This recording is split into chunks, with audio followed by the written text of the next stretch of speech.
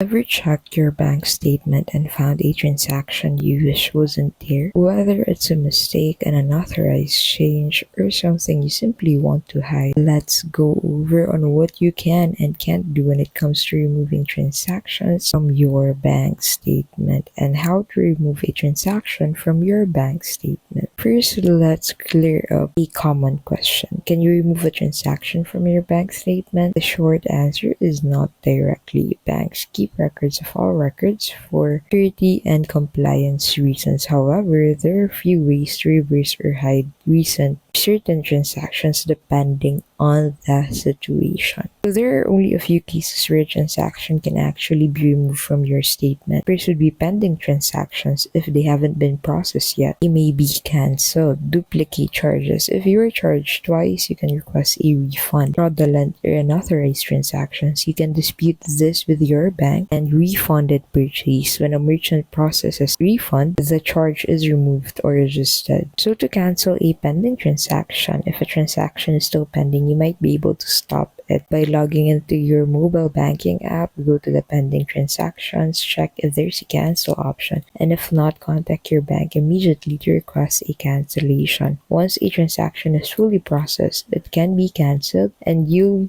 need to request a refund or dispute it. So while you can't erase transactions completely, you can cancel, refund, or dispute them in some cases. If you found this video helpful, give this video a like and subscribe for more banking tips.